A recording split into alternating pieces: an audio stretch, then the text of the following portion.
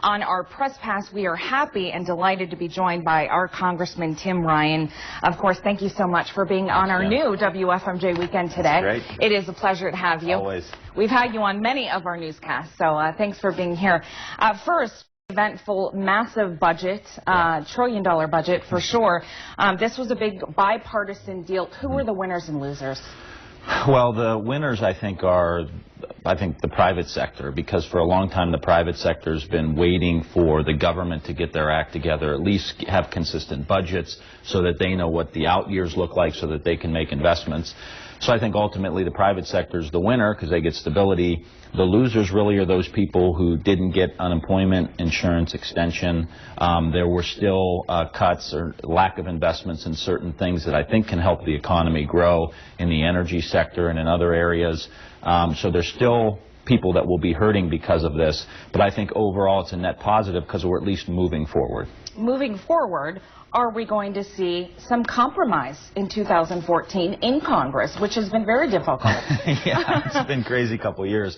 I think so. I mean, I don't think anything major is going to get done, but, you know, the budget and the appropriations bill that we just passed, I mean, I didn't like a lot of the stuff in there, but what trumped everything was we've got to get the train back on the tracks. We've got to keep moving forward. So I'm hoping that in the next couple of years, even if we don't do anything major, we do no harm.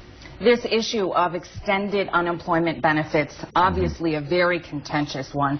When will Congress pick this back up? Well, hopefully soon. Hopefully next week or even this week, if possible. The real problem here is there are 3 people looking for every 1 job.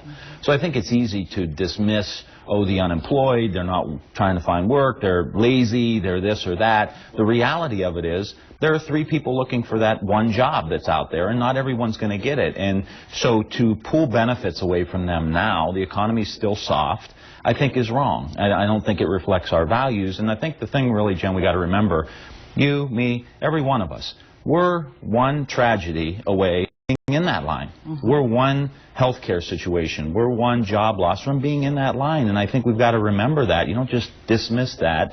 And I think, and I hope that in the next couple of weeks we'll be able to do that. And speaking personally, this is often about feeding families, and it's not always about just taking away benefits. There has to be another solution. And what is that solution? What do we come up with? Well, I think we need, in the short term, it's the unemployment benefits. I mean, that's the directing. If you don't believe me or you or someone else, go to the food banks. You know, go to Second Harvest, go to the churches, ask them what their levels of people coming in to ask for food.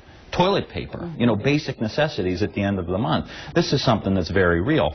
In the long term, I think we need, quite frankly, a manufacturing strategy in the United States. We've got to get back to the point where we make things where there are good paying jobs for average people. No one wants to be in a food line. Nobody wants to go to Second Harvest Food Bank. They're forced to go there because they got kids and they need to eat.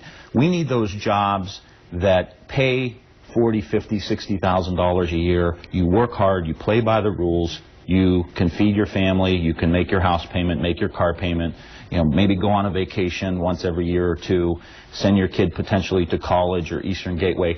That's ultimately what we need. And if we don't have a big manufacturing plan, I think in the next year or so, it's going to be harder and harder to put one together for us. You're talking about jobs. Let's quickly talk about Valerick Star. Workers are talking about unionizing. Is that going to hurt if they unionize? The talk of possible additional expansion with that company. Yeah. Very exciting what's going on there, and they're talking about expanding here. I'm not sure it would hurt. Valoric pays a very good wage right now. I mean, they pay almost as comparable to union shops. They pay very good wages. They have very good benefits. It's a great great working conditions there.